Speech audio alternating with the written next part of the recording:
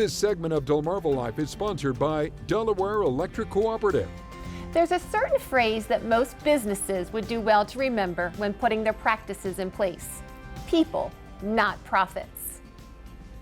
It's a philosophy that aims to ensure that customers are never left on the back burner, just for a few extra bucks. And it is a philosophy that Delaware Electric Cooperative deeply believes in, and that's just one of the things that makes them different from other utilities serving the first state. We are back with Rob Book. Rob, in case we didn't explain the first time, is the CEO of Delaware Electric Cooperative. And again, thank you for hanging out with us, just asking a few more questions here.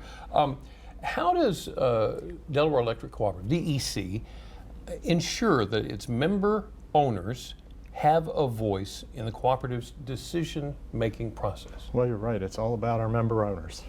We are a not-for-profit form of business. Okay. Number one. So we are really, what we try to do and excel at is procure power at the cheapest available and most reliable form that we can get it. Right. So that helps drive down costs. But we really, it's a whole step further than that. You know, it's about giving our members a voice in the business. Our membership elects our board of directors, which in turn is the entity that is what you would call the Public Service Commission for DEC. Okay. They set the rates, establish the rate classes, and they help us navigate the business world on a daily basis, quite frankly. DEC is proud to be what I would say, at least in Rob Book, the CEO's mind, the best power company on the peninsula. But we do that in a various number of ways. And that means anything from giving our members the ability to vote in our elections, in our bylaws, whatever it may be, on an annualized basis. We have large annual meetings and other member meetings throughout the course of the year where our members can come and voice their opinion. What do you think about this? What do you think about that? And they, believe me, they'll tell us. They'll tell you. They'll tell you, yeah. So. Can you tell us a little bit about the capital credits and how they are beneficial for DEC members? Yeah, well, capital credits is it's basically a return on what we call margin, but what most people know as profit.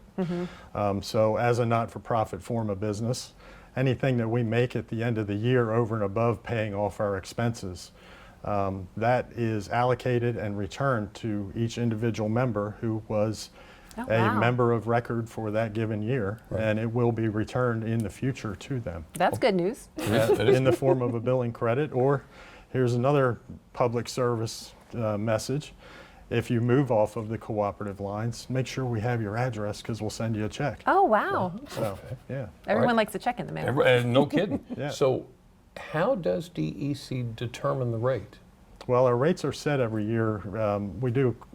It's a very complicated form of business. We have two methodologies on the bill. There's a distribution, and that's the poles and lines getting the power to your house, and then there's a supply cost, which is the actual generation of power. So, you know, we work with Old Dominion Electric Co-op, which is a cooperative in Virginia that basically generates and transmits the power to our substations. And then we take it from there and we transmit it to you, distribute it to you, I should say. And we look at the costs for both of those entities with very complicated, there's a whole lot smarter people than me that are doing this these mathematical equations, but it's the cost of service study is what we call it in our business, and we do them every other year just to make sure that all the rate classes are equally represented within, be it commercial, be it residential, which we're heavily residential, obviously, or agricultural, whatever the different accounts that we may have are. And you know, it doesn't do us any good to make more money off of them because we return it to them. And I think most people would rather have the lowest rate right now than wait 10 years to get an eventual return on their capital credits, which we do. So we've all heard the Beat the Peak program. Yeah. On the commercials we hear that. Can you tell us a little bit more about that, elaborate a little bit so that we can understand? Beat the Peak's been around for, gosh, a long time. I think we're going on about 20 years now. So But what Beat the Peak does, you know, and we had a lot of fun with this when we first started this program, and we'd say, you know, take your wife or husband out to dinner, you know. But in very high usage times, especially primarily during the summer months, what will happen is those very high supply costs will catch up. And if we can reduce the demand in those given times, that helps reduce the cost for everybody. And that, at the end of the year, drives down our supply costs to everybody.